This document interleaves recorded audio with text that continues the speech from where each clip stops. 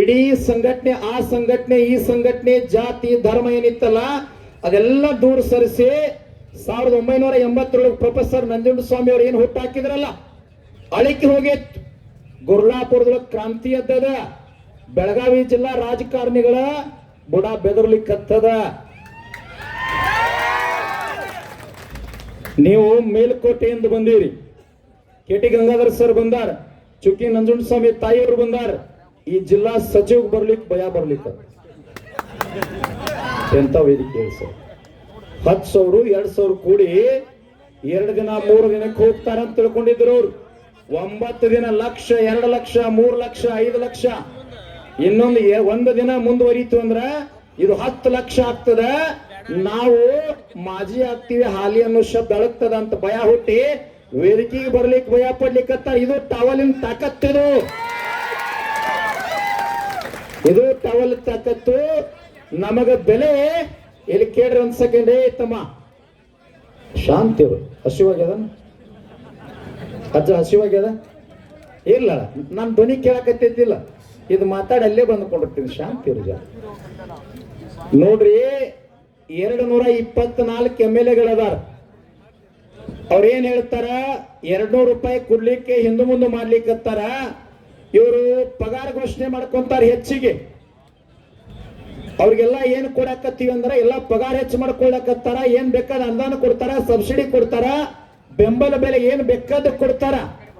9 ದಿನಗಳಿಂದ ಗುರ್ಲಾಪುರ ಕ್ರಾಸ್ ಒಳಗೆ ಕುಂತಂತ ಕ್ರಾಂತಿ ಯಾಕೆ 2 ದಿನ ಸಮಯ ಕೊಟ್ಟಿವಿ ಅಂತಂದ್ರ, ಸಿದ್ದರಾಮಯ್ಯನವ್ರ ವಿನಂತಿ ಮೇರೆಗೆ ಶಿವಾನಂದ ಪಾಟೀಲ್ ಬಂದು ಕಾಲಿಗೆ ಬಿದ್ದು, ನಿಮ್ಮೆಲ್ಲರ ಕಾಲಿಗೆ ಬಿದ್ದು ವಿನಂತಿ ಮಾಡ್ಕೊಂಡಾಗ 2 ದಿನ ಅವಕಾಶ ಕೊಟ್ಟಿವಿ. ಎಲ್ಲೂ ಕೂಡ ರಸ್ತೆ ಬಂದ್ ಮಾಡಂತ ಯಾವಾಗೂ ಹೇಳಿಲ್ಲ.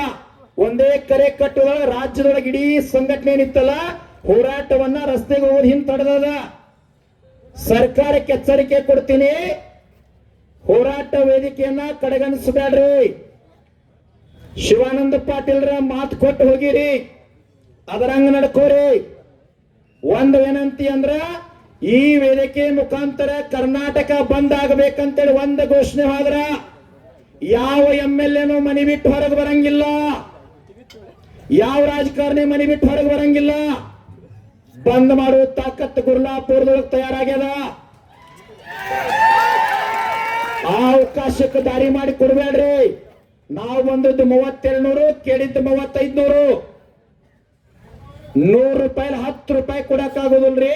ಫ್ಯಾಕ್ಟ್ರಿ ಬಂದ್ ಮಾಡ್ತೀವಿ ಅಂತ ಹೇಳ್ತಾರೆ ಮಾಲಕರವರೆಲ್ಲ. ನೀ ಬಂದ್ ಮಾಡೋದೇನೋ 20 ದಿನ ಸರ್ಕಾರ ಆದೇಶ ಇದ್ರು ನಾವು ಬಂದ್ ಮಾಡಿ ತೋರಿಸಿದ್ವು. ನಿನ್ನೇನ್ ತಾಕತ್ತದ? ಇನ್ನೊಂದು 20 ದಿನ ಬಂದ್ ಮಾಡ್ರಿ. ಎಲ್ಲ ಮಹಾರಾಷ್ಟ್ರ ಕಬಾಬ್ ಕಳಿಸಿದ್ರೆ ಕೆಬ್ಬನ್ ಜಂಗ್ ಹಚ್ಕೊಂಡು ಹೋದ ನಾವು ಇಲ್ಲ. ತಾಕತ್ ತಾಕತ್ ಎಂತ ರಾಜಕಾರಣ ಮೇಡಮ್ ಅವ್ರ. ಈ ಜಿಲ್ಲೆಯೊಳಗೆ ಗವರ್ನರು CS ಸಹಿ ಮಾಡಿಸ್ಕೊಂಡು ದೀಪಾವಳಿ ಹಬ್ಬ ಮಾಡ್ತಿರ್ತಾರ, ರೈತರಿಗೆ ಕೊಡಂಗಿಲ್ಲ, ಫ್ಯಾಕ್ಟ್ರಿ ಎಲ್ಲ ಚಲೋ ಮಾಡಿಸ್ಕೊಂಡ್ ಬರೋಣ ಅಂತೇಳಿ 20ನೇ ತಾರೀಕು ಸಹಿ ಮಾಡಿಸ್ಕೊಂಡ್ ಬಂದಾರ್ರಿ.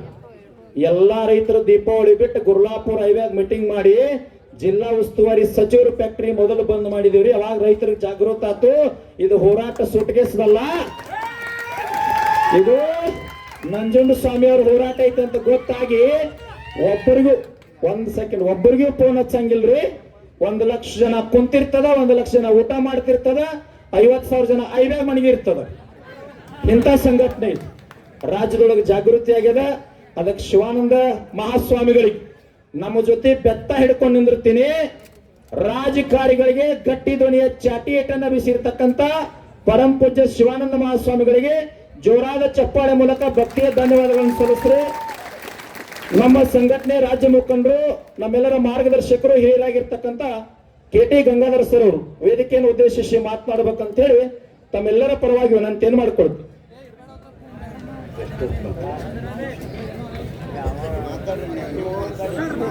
ನಾನು ಎಷ್ಟು ನಿಮಿಷ ಮಾತಾಡಬೇಕು ಅಂತ ಕೇಳಿ ಪರ್ಮಿಷನ್ ತಗೊಂಡೆ. ಯಾಕೆಂದ್ರೆ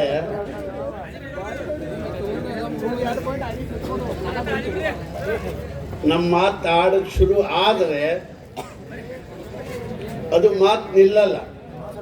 ಯಾಕೆ ನಿಲ್ಲಲ್ಲ ಅಂದರೆ ನಿಮ್ಮ ಹೋರಾಟನೇ ಸಾಕ್ಷಿ. ಅದಕ್ಕೆ ಸನ್ಮಾನ್ಯರೇ, ಇವತ್ತು 10ನೇ ದಿವಸ ಅಲ್ಲ ಇದು ಚಳವಳಿ, 9ನೇ ದಿವಸ 9 ದಿನದಿಂದ ಈ ಕೇಂದ್ರದಲ್ಲಿ ನಡೀತಿರ್ತಕ್ಕಂಥ ರೈತ ಚಳುವಳಿ ಅಣ್ಣ ಓಯ್ ಯಪ್ಪ ನನಗೆ ಇಲ್ಲಿ ಗಂಟ್ಲು ಆಪರೇಷನ್ ಆಗಿದೆ, ನಾನೆಷ್ಟು ಮಾತಾಡಂಗೂ ಇಲ್ಲ. ಆದ್ರೆ ನೀವೇನ್ ಮಂದಿ ಸೇರಿದ್ರಿ ಮೊನ್ನೆಯಿಂದ ಲಕ್ಷ ಲಕ್ಷ ಜನ ಬಂದು ಸೇರ್ತಾ ಇದ್ರಿ, ರೊಟ್ಟಿ ತಿಂತಾ ಇದ್ರಿ, ಸ್ವಾಮಿಗಳೆಲ್ಲ ಮಾತಾಡ್ತಾ ಇದ್ರು. ನಾನು ನೋಡಿದೆ ನಿಮ್ಮ ಶಕ್ತಿಯನ್ನು ನೋಡಿ ನನ್ನ ಕಾಯಿಲೆ ಮರ್ತೆ ಹೋಯ್ತು, ನಾನೇ ಬಂದ್ಬಿಟ್ಟೆ ಇಲ್ಲಿಗೆ. ತಡೆಯಕ್ಕಾಗಲ್ರಿ, ಚಳುವಳಿಯ ರಕ್ತನೇ ಅಂತದ್ದು. ಎಷ್ಟು ದಿನ ಈ ಸರ್ಕಾರ ಹಠ ಮಾಡ್ತದೋ, ಸಿದ್ದರಾಮಯ್ಯ ಇರ್ಬೋದು, ಪ್ರಧಾನಮಂತ್ರಿ ಮೋದಿ ಅವರು ಇರ್ಬೋದು, ಎಲ್ಲಿವರೆಗೆ ಸರ್ಕಾರಗಳು ಹಠ ಮಾಡ್ತಾರೋ ನಮ್ ಸಂಘಟನೆ ತಮ್ಮ ನನ್ ಕಡೆ ನೋಡ, ಅದೆಲ್ಲ ಪೊಲೀಸ್ನವ್ರಿಗೆ ಇದ್ದೇ ಇರುತ್ತೆ. ಹಂಗೆಲ್ಲ ಸೈರನ್ ಕೂಗಿಸ್ತಾರೆ ಏನೋ ಆಯ್ತು ಅಂತ. ನೀವೇನ್ ಗಾಬರಿ ಆಗಬೇಡ. 50 ವರ್ಷದಿಂದ ನಾನು ಇದನ್ನೇ ಮಾಡಿರೋದು. ಅವ್ರು ಕೂಗಿಸ್ತಾರೆ. ನಾನು ಸಿದ್ದರಾಮಯ್ಯನವ್ರನ್ನ 18ನೇ ಮುಖ್ಯಮಂತ್ರಿ ನೋಡಿರೋದು ರೈತ ಚಳುವಳಿಯಲ್ಲಿ. ಎಲ್ಲ ಮುಖ್ಯಮಂತ್ರಿಗಳು ನೋಡಿದೀವಿ, ಎಲ್ಲ ಪ್ರಧಾನಮಂತ್ರಿಗಳು ನೋಡಿದೀವಿ. ರೈತ ಚಳುವಳಿ ಶಿವಮೊಗ್ಗ ಹುಟ್ಟಿದ್ದೆ ಕಬ್ಬಿನ ಹೋರಾಟದಿಂದ.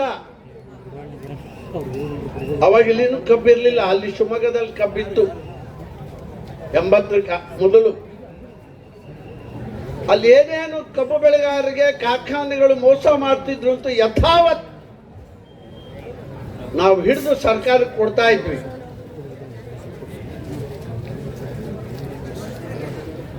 ನೀವೇನು ಶಶಿಕಾಂತ್ ಗುರೂಜಿ ಮತ್ತು ಚುನ್ನಪ್ಪ ಮೊನ್ನೆ ನಮ್ಮ ಪಾಟೀಲ್ರು ಬಂದಾಗ, ಎಚ್ ಕೆ ಪಾಟೀಲ್ರು ಬಂದಾಗ ಅವ್ರು 8 ಡಿಮ್ಯಾಂಡ್ಗಳನ್ನು ಇಟ್ರಿ. ನಾನು ನೋಡ್ತಾ ಇದ್ದೆ. ಆ 8 ಡಿಮ್ಯಾಂಡ್ಗಳಲ್ಲಿ ತೂಕದ ಮೋಸ, ರಿಕವರಿ ಮೋಸ, ಹಣ ಕೊಡೋದ್ರಲ್ಲಿ ಸತತವಾಗಿ 2 ವರ್ಷ ಹಣ ಕೊಡದಲ್ಲೇ ಇರೋದು, ಮತ್ತೆ ಕಬ್ಬಿಗೆ ಬೆಲೆ ನಿಗದಿ ಮಾಡ್ಲಿಕ್ಕೆ ಮೋಸ, ಅನೇಕ ಪಟ್ಟಿಗಳನ್ನು ಮಾಡಿದ್ದನ್ನ ಎಚ್ ಕೆ ಪಾಟೀಲ್ ನೀವು ವರದಿ ಕೊಡ್ತಾ ಇದ್ರಿ, ಅವ್ರು ಕೇಳ್ತಾ ಇದ್ರು. ಆಮೇಲೆ ಬಂದಂತ ನೆಕ್ಸ್ಟ್ ಶಿವಾನಂದ ಪಾಟೀಲ್ ಸಕ್ಕರೆ ಮಂತ್ರಿ, ಅವರು ಬಂದಾಗ ನೀವು ಹೇಳಿದ ಹವಾಲುಗಳನ್ನು ಕೂಡ ನಮ್ಮ ಸಕ್ಕರೆ ಮಂತ್ರಿಗಳು ಕೇಳಿದ್ರು. ಆದ್ರೆ ಅವರು ಒಂದು ಮಾತನ್ನ ಸರ್ಕಾರ ಹೇಳಿದಂತ ವರದಿಯನ್ನ ನಿಮಗೆ ಕೊಟ್ರು. ನೀವೆಲ್ಲ ಖರೆ ಮಾಡಿದ್ದೀರಪ್ಪ, ನನಗೆ ಬಾಯಿ ಬಂದಂಗೆ ಬೈದಿದ್ದೀರಿ, ಹಂಗೆಲ್ಲ ಬಯಕ್ ಹೋಗ್ಬೇಡ್ರಿ. ಒಂದ್ ಕೆಲಸ ಮಾಡ್ರಿ, ನಾಳೆ ಸಾಯಂಕಾಲದವರೆಗೂ ಹೈವೇಗೆ ಹೋಗ್ಬೇಡ್ರಿ, ನಾನು ಇವತ್ತು ಸಾಯಂಕಾಲ ನಾನು ಮುಖ್ಯಮಂತ್ರಿಯಿಂದ ಅನೌನ್ಸ್ ಮಾಡಿಸ್ತೀನಿ ಅಂತ ಹೋಗ್ಯಾರ, ಹೌದೇ ಇಲ್ಲ? ಈಗ ಅಲ್ಲಿ ಮೀಟಿಂಗ್ ನಡೀತಾ ಇದೆ, ಕಾರ್ಖಾನೆ ಮಾಲೀಕರ ಮೀಟಿಂಗ್ ಮುಂಜಾನೆ ಆಯ್ತು. ಈಗ ಸರ್ಕಾರ ರೈತರ ಜೊತೆ ಮಾತಾಡ್ತಾ ಇದ್ದಾರೆ, ಮಾತಾಡ್ಲಿ. ಸರ್ಕಾರ ಮಾತಾಡ್ಬೇಕಾದ್ರೆ ಏನೇನು ಅಣ್ಣ ಓಣ ಗಪ್ಪ, ಸರ್ಕಾರ ಕಾರ್ಖಾನೆ ಮಾಲೀಕರ ಹತ್ರ ಏನೇನ್ ಮಾತಾಡಬೇಕಾಗಿತ್ತೋ ಮಾತಾಡಿದ್ದಾರೆ ಅಂತ ಭಾವಿಸ್ತೇನೆ. ಯಾಕೆಂದ್ರೆ ಕಾರ್ಖಾನೆ ಮಾಲೀಕರ ಜೊತೆಗೆ ಕಾರ್ಖಾನೆ ಒಂದು ಅಡ್ಮಿನಿಸ್ಟ್ರೇಷನ್ ಇರುತ್ತದೆ, ನೌಕರಿ ವರ್ಗ. ಅಲ್ಲಿ ರಿಕವರಿ ಮೋಸ, ತೂಕದ ಮೋಸ ಹೇಗೆ ನಡೀತದೆ ಅಂತ ನೀವು ವಿವರವಾಗಿ ಹೇಳಿದ್ದೀರಿ. ಅದೇನು ಸರ್ಕಾರಕ್ಕೆ ಗೊತ್ತಿಲ್ಲ, ಸಕ್ಕರೆ ಕಮಿಷನ್ ಬೋರ್ಡಿಗೆ ಗೊತ್ತಿಲ್ಲ ಅಂತ ತಿಳ್ಕೊಬೇಡಿ, ಗೊತ್ತಿದೆ. ಗೊತ್ತಿದ್ರು ಕೂಡ ಗಪ್ಪಿರ್ತಾರೆ ಅವರು. ಯಾಕೆಂದ್ರೆ ಇದು ರೈತನಿಗೆ ಅರ್ಥ ಆಗಲ್ಲ. ಏನ್ ಬೇಕಾದ್ರೂ ನಾವು ಮಾಡಬಹುದು, ರಾಜಕೀಯವಾಗಿ ನಾವು ಗೆಲ್ಲಬಹುದು, ಈ ಸೊಕ್ಕು ಅವರಿಗೆ ಬಹಳ ಅಹಂಕಾರ, ಬಹಳ ಇದನ್ನ ತಂದುಕೊಡ್ತದೆ. ಈಗ ನಾವು ಮಾಡಬೇಕಾದ ಏನಪ್ಪಾ ಅಂದ್ರೆ, ನಮಗೆ ಹೇಳ್ಕೊಟ್ಟಿದ್ದು ಹೆಸರು ಶಾಲು ಗಟ್ಟಿಯಾಗಿ ಬೀದಿ ಮೇಲೆ ಕುಳಿತರೆ ಸರ್ಕಾರ ಅದೇ ಮಾತು ಕೇಳುತ್ತೆ. ಗಟ್ಟಿಯಾಗಿ ಕೂತು ಏನ್ ಮಾಡೋದು? ಬರೀ ಕೂಳಂಗಿಲ್ಲ. ಎಲ್ಲೆಲ್ಲಿ ಮೋಸ ಆಗುತ್ತೆ. ನಮ್ಮ ಸ್ವಾಮೀಜಿ ಒಂದು ಮಾತು ಹೇಳ್ತಾ ಇದ್ರು, ಅವರಿಗೆ ಶಿಕ್ಷೆ ಮಾಡೋ ಅಗತ್ಯ ಇಲ್ಲ ಸ್ವಾಮೀಜಿ. ಒಂದೇ ಸೂತ್ರ ಇದೆ, ನನ್ನ ಮಾತನ್ನ ನಮಗೆ ಯೋಗ್ಯತೆಯನ್ನ ಬೆಲೆ ಕೊಡೋ ಯೋಗ್ಯತೆ ಇಲ್ಲದೆ ಇದ್ರೆ ಮುಂದಿನ ಚುನಾವಣೆ ಒಳಗೆ ನಿನ್ನ ಸೋಲಿಸ್ತೀವೋ ಯಪ್ಪ ಅಂತ ನೀವು ಹೇಳ್ರಿ ಸಾಕು, ಮುಗೀತ ಅವನ ಕತೆ. ಅವನಿಗೆ ಬೆತ್ತ ಬೇಡ, ಚಾಟಿ ಬೇಡ, ಬೈಗಳ ಬೇಡ, ಏನೂ ಬೇಡ. ಮುಂದಿನ ಚುನಾವಣೆ ನಿನ್ನ ಪಕ್ಷಕ್ಕೆ ನಿನಗೆ ಓಟ್ ಇಲ್ಲ ಮಗನೇ, ನಮಗೆ ಬೇಕಾದವ್ರಿಗೆ ಓಟ್ ಹಾಕೊಂಡು ನಾನು ಗೆಲ್ಲಿಸ್ಕೊಳ್ಳೋ ಶಕ್ತಿ ನಮಗಿದೆ ಅಂತ ನೀವು ಘೋಷಣೆ ಮಾಡಿ. 1983 ಒಂದು ಕರೆ ಕೊಡುತ್ತೆ ರಾಜ್ಯ ರೈತ ಸಂಘ. ಲಾಠಿ ಬಂದೂಕು ರೈತನಿಗೆ ಗೋಲಿಬಾರ್ ಮಾಡಿದ ಸಾಯಿಸಿದ ಸರ್ಕಾರಕ್ಕೆ ರೈತರ ಮತ ಇಲ್ಲ. ಕಾಂಗ್ರೆಸ್ 36 ವರ್ಷ ಕರ್ನಾಟಕದಲ್ಲಿ ಅಳ್ಳಾಡ್ಸಕ್ಕಾಗಿರ್ಲಿಲ್ಲ. ಎಲ್ಲಿಗೆ ಹೋಯ್ತು? ಕಸದ ಬುಟ್ಟಿಗೆ ಹೋಯ್ತು. ಯಾರ್ದು ಓಟು? ನೀವು ಮಾಡಬೇಕಾಗಿದ್ದೇನು? ಕಬ್ಬಿನ ಬೆಲೆ ಕೊಡಲ್ವ ಮಗನೇ?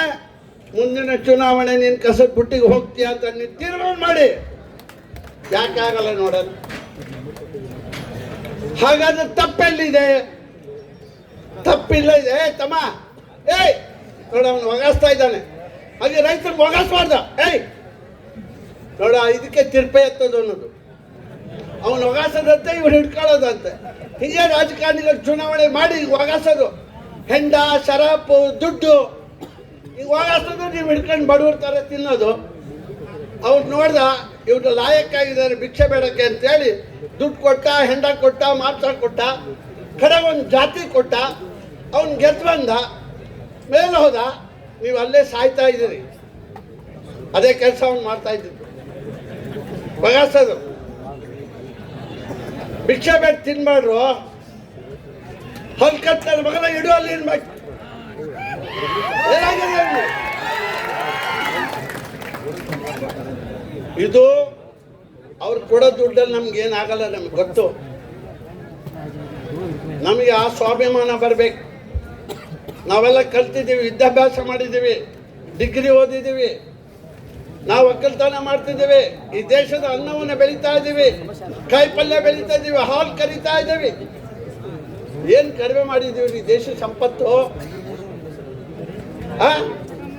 ಈ ಸಿದ್ದರಾಮಯ್ಯನವ್ರಿಗೆ ಹೇಳ್ತೀನಿ ನಾನು, ಏ ಸಿದ್ದರಾಮಣ್ಣ, ನೀನು 5 ರೂಪಾಯಿ ಕೆಜಿ, 10 ಕೆಜಿ, 15 ಕೆಜಿ ಅಕ್ಕಿ ಕೊಡ್ತೀನಿ ಅಂತೀಯಲ್ಲಪ್ಪ, ಬೆಳೆದಿದ್ದ್ಯಾರು? ಬೆಳೆದಿದ್ದ್ಯಾರು? ನಷ್ಟ ಆಗಿದ್ದ್ಯಾರಿಗೆ? ಲಾಭ ಆಗಿದ್ದ್ಯಾರಿಗೆ? ಅರ್ಥ ಮಾಡ್ಕ. ಸಾಲ ನಮಗೆ, ಅಕ್ಕಿ ಅವನಿಗೆ, ಆಹಾರ ಅವನಿಗೆ, ಓಟ್ ಅವನಿಗೆ. ಅರ್ಥ ಆಗಲ್ವೇನ್ರು? ನಮ್ಮಪ್ಪ ನಮ್ಮವ್ವ ಡಿಗ್ರಿ ಓದಿದ್ದಾರೆ, SSLC ಓದಿದ್ದಾರೆ, ಡಾಕ್ಟರ್ ಓದಿದ್ದಾರೆ, ಲಾಯರ್ ಓದಿದ್ದೀರಿ, ರಾಜಕಾರಣ ಮಾಡಿದ್ದೀರಿ, ಎಲ್ಲ ಮಾಡಿದ್ದೀರಿ, ಸ್ವಾಮಿಗಳಿದ್ದಾರೆ, ಧರ್ಮಪೀಠ ಇದೆ. ಇವರು ಮಾಡ್ತಿರೋ 47 ವರ್ಷದಿಂದ ಮಾಡ್ತಿರೋ ಮೋಸ ಇನ್ನೂ ನಮ್ಗೆ ಅರ್ಥ ಆಗಿಲ್ಲ. ಅಂದ್ರೆ 21ನೇ ಶತಮಾನದಲ್ಲಿ ಸ್ವಾತಂತ್ರ್ಯ ಬಂದು 75 ವರ್ಷ ಆದರೂ ಕೂಡ ನಾವು ಬೇಡ್ ತಿನ್ನಂಗೆ ಮಾಡಿದಾರಲ್ಲ, ಅಲ್ಲಿ ಬಿಸಾಡ್ದಂಗೆ ನಾವು ಇನ್ನೂ ಬೇಡ್ತಾ ಇದ್ದೀವಿ ಅಂದ್ರೆ ನಾವು ಎಲ್ಲಿದ್ದೀವಿ ಅಂತ ಯೋಚನೆ ಮಾಡಿ. ಸ್ವಾಭಿಮಾನ ಇರ್ಬೇಕು. ಬರೀ ದುಡ್ಡು, ದುರಂಕಾರ, ಅಹಂಕಾರ ನಡೆಯೋದಿಲ್ಲ. ಜಾಗತಿಕ ಯುಗ ಇದು. ಭಾರತ ಇವತ್ತು ಜಗತ್ತಿನಲ್ಲಿ ಒಂದು ದೇಶ, ಬರೀ ಭಾರತ ದೇಶ ಅಲ್ಲ. ಈಗ ಜಗತ್ತಿನ ವ್ಯವಹಾರ ವಹಿವಾಟುಗಳಲ್ಲಿ ಭಾರತದ ಒಂದು ವಹಿವಾಟಿದೆ. ಅಲ್ಲಿ ಆಗೋ ತೀರ್ಮಾನಗಳು ಇಲ್ಲಿ ಜಾರಿ ಆಗ್ತವೆ ಅಂತ ಯುಗ ಇದು. ಹಾಗಾಗಿ ಇವತ್ತು ಕಾರ್ಖಾನೆ ಮಾಲೀಕರು ಯಾವುದೇ ಪಕ್ಷಕ್ಕಿರ್ಬೋದು, ಅವರು, ನನಗದು ಸಂಬಂಧ ಇಲ್ಲ. ಕಾರ್ಖಾನೆ ಮಾಲೀಕರು ಇನ್ನೂ ಒಂದಷ್ಟು ಸಕ್ಕರೆ ಕಾರ್ಖಾನೆ ಹಾಕಲಿ, ಅಡ್ಡಿ ಇಲ್ಲ. ಮಾಡಿ ಇನ್ವೆಸ್ಟ್ಮೆಂಟು, ಕೈಗಾರಿಕೆ ಮಾಡಿ. ಮೋದಿಯವರು ಏನು ಹೇಳ್ತಾರೆ? ಆತ್ಮನಿರ್ಭರ ಭಾರತ. ಏನ್ ಹೇಳ್ತಾರೆ? ಆತ್ಮನಿರ್ಭರ ಭಾರತ. ಸ್ವಾಮೀಜಿಯವರೇ, ಆತ್ಮನಿರ್ಭರ ಭಾರತ ಅನ್ನೋದಕ್ಕೆ ನಿಘಂಟನ್ನೇ ತಾವೇ ಹೇಳಬೇಕು ಧರ್ಮಗುರುಗಳು. ಆತ್ಮನಿರ್ಭರ ಭಾರತ್ ಏನು? ಆತ್ಮನಿರ್ಭರ ಭಾರತ ಅಂದ್ರೆ ನೀನು ಜನ್ಮಾಂತರವಾಗಿರೋ ನಿನಗಿರ್ತಕ್ಕಂಥ ಕೌಶಲ್ಯ, ನೀನು ದುಡಿದು ತಿನ್ನುವಂಥ ತಾಕತ್, ಆ ವಿದ್ಯೆ, ಅದು ನಿನಗೆ ಕೌಶಲ್ಯ, ಅದನ್ನು ದುಡಿದು ನೀನು ತಿನ್ನು ಅಂದ್ರೆ ಅದೇ ಆತ್ಮನಿರ್ಭರ ಭಾರತ ಅಂತ. ಕೇಳಿ ಮೋದಿ ಅವ್ರಿಗೆ, ಆತ್ಮನಿರ್ಭರ ಭಾರತ್ ಅರ್ಥ ಕ್ಯಾ ಹೈ ಅಂತ ಕೇಳ್ರಿ ಮೋದಿ ಅವ್ರಿಗೆ. ಇವತ್ತು ಸಕ್ಕರೆ ಕಾರ್ಖಾನೆ ನಡಿಬೇಕಾದ್ರೆ ರೈತ ಬೆಳೆದಿರೋ ಕಬ್ಬಲ್ಲಿ ಬರಬೇಕು, ಕಬ್ಬಿನಿಂದ ಸಕ್ಕರೆ ಆಗಬೇಕು, ಮೆಥನಾಲ್ ಇಂಧನ ಆಗಬೇಕು, ಶರಾಬ್ ಉತ್ಪತ್ತಿ ಆಗಬೇಕು, ಕರೆಂಟ್ ಉತ್ಪತ್ತಿ ಆಗಬೇಕು, ಬಗಾಸು, ಇವೆಲ್ಲವೂ ಸೇರಿಸಿ ಇದೆಲ್ಲ ಆತ್ಮನಿರ್ಭರ ಭಾರತ ಅಲ್ವಾ? ರೈತ ಬೆಳೆ ಕಬ್ಬಿನಿಂದ ಜ್ಯೂಸ್ ಒಂದ್ ಕಡೆ ಬರುತ್ತೆ, ಬಗಾಸ್ ಒಂದ್ ಕಡೆ ಬರುತ್ತೆ. ಬಗಾಸನ್ನು ಸುಟ್ರೆ ಕರೆಂಟ್ ಬರುತ್ತೆ. ಈ ಕಡೆ ಬೆಳ್ತಕ್ಕಂಥ ಮೊಲಾಸೆಸ್ಸಿಂದ ನಿಮಗೆ ನಿಮ್ಮ ಬ್ರಾಂಡಿ, ವಿಸ್ಕಿ, ರಮ್ಮು, ಜಮ್ಮು ಎಲ್ಲ ತಯಾರಾಗೋದು ಅದರಲ್ಲೇ. ನಿಮ್ಮ ಕಬ್ಬಿನ ಮೊಲಾಸೆಸ್ನಿಂದ ಅದೆಲ್ಲ ಆದ್ಮೇಲೆ ಈಗ ಇಥನಾಲ್ ಬೇರೆ ಬಂದಿದೆ. ಎಥನಾಲ್ ಪ್ರಾಕೃತಿಕ ಇಂಧನ, ಹೊಗೆ ಬರ್ದಲೇ ಇರ್ತಕ್ಕಂಥದ್ದು, ಪ್ರಾಕೃತಿಕವಾದಂಥ ಸಪೋರ್ಟಿವ್ ಇಂಧನ ಎಥನಾಲ್. ಸ್ವಾಮೀಜಿ, ನಾವು ಒಂದೇ ಹೇಳ್ತೀವಿ, ಯಾವ ಸಕ್ಕರೆ ಕಾರ್ಖಾನೆಗಳಿಗೆ ಏನು ಹೆದರಬೇಕಾಗಿಲ್ಲ. ಭಾರತ ಸರ್ಕಾರಕ್ಕೆ ಹೇಳೋಣ, ಎಲ್ಲ ಕಾರ್ಖಾನೆಗಳಿಗೆ ಎಥನಾಲ್ ಮಾಡಲಿಕ್ಕೆ ಪರ್ಮಿಷನ್ ಕೊಡಲಿ. ಎಥನಾಲ್ಗೆ ಭಾರತ ದೇಶದಲ್ಲಿ ಮಾರುಕಟ್ಟೆಯನ್ನು ಕೊಡಲಿ. ಸಕ್ಕರೆನ ಬೇಡ, ಎಲ್ಲ ಕಬ್ಬನ್ನು ಎಥನಾಲ್ ಮಾಡಿ ಇಂಧನಕ್ಕೆ ಪರ್ಯಾಯ ಇಂಧನವನ್ನು ನಾವು ಕೊಡ್ತೀವಿ. ಯಾರು ನಷ್ಟ ಆಗಲ್ಲ, ಎಲ್ಲರಿಗೂ ಲಾಭ. ಯಾಕೆ ಕೊಡಲ್ಲ? ಯಾಕಾಗಲ್ಲ? ಯಾಕಾಗಲ್ಲ ಅಂದ್ರೆ ಗುರುಜಿ, ಪೆಟ್ರೋಲಿಯಂ ಲಾಭಿ ಇವತ್ತು ಭಾರತ ಸರ್ಕಾರವನ್ನು ಖರೀದಿ ಮಾಡಿದೆ. ನಾವು ತಯಾರು ಮಾಡ್ತಕ್ಕಂಥ ಎಥನಾಲ್ಗೆ ಮಾಡಕ್ಕೆ ಪರ್ಮಿಷನ್ ಕೊಡ್ತಿಲ್ಲ, ಮಾಡಿದ ಮಾರುಕಟ್ಟೆಗೆ ಅವಕಾಶ ಕೊಡ್ತಾ ಇಲ್ಲ. ಪೆಟ್ರೋಲಿಯಂ ಲಾಭಿ ಭಾರತದ ಎಕಾನಮಿಯನ್ನು ಹಾಳು ಮಾಡ್ತಾ ಇದೆ. ಯಾಕೆ ಕೊಡಬಾರ್ದು? ಯಾಕೆ ನಮ್ಮ ಪಾರ್ಲಿಮೆಂಟ್ ಸದಸ್ಯರು ಎಲ್ಲ ಸಕ್ಕರೆ ಕಾರ್ಖಾನೆಗಳಲ್ಲಿ ಸಕ್ಕರೆಗೆ ಬದಲಾಗಿ ಎಥನಾಲ್ ಮಾಡ್ತೀವಿ ಅಂತ ಹೇಳೋಣ? ಅದು ಆತ್ಮನಿರ್ಭರ ಭಾರತ. ಅದು ಆತ್ಮನಿರ್ಭರ ಭಾರತ ಅಂದ್ರೆ, ಅದು ಮಾರುಕಟ್ಟೆ ಕೌಶಲ್ಯ ಅಂದ್ರೆ, ನನ್ನ ಭಾರತದ ಭೂಮಿಯಲ್ಲಿ ಬೆಳೆದಂತ ಬೆಳೆಯಿಂದ ಒಂದು ಇಂಧನವನ್ನ ತಯಾರು ಮಾಡ್ತಕ್ಕಂಥ ಸಾಮರ್ಥ್ಯ ಇದೆ ಅಂತ ತಂತ್ರಜ್ಞಾನ ಪ್ರೂವ್ ಆದ್ರೂ ಕೂಡ ಅದಕ್ಕೆ ಅನುಮತಿ ಕೊಡದಲ್ಲೇ ಇರ್ತಕ್ಕಂಥ, ಅದ್ರ ಹಿಂದ್ಗಡೆ ಇರ್ತಕ್ಕಂಥ ಕೈವಾಡ ಯಾವುದು ಗುರುಜಿ? ಯಾರು ಅವರು? ಇದೆ ಬಹುರಾಷ್ಟ್ರೀಯ ಕಂಪನಿಗಳು ಇಡೀ ಭಾರತದ ಸಂಸತ್ತನ್ನ ತಾವು ಆಳ್ತಾ ಇದ್ದಾರೆ ಅನ್ನೋಕ್ಕೆ ಇದೊಂದೇ ಸಾಕ್ಷಿ. ಭಾರತದ ಕಬ್ಬಿನ ಬೆಳೆಗಾರರನ್ನ ಸಕ್ಕರೆ ಆಧಾರದ ಮೇಲೆ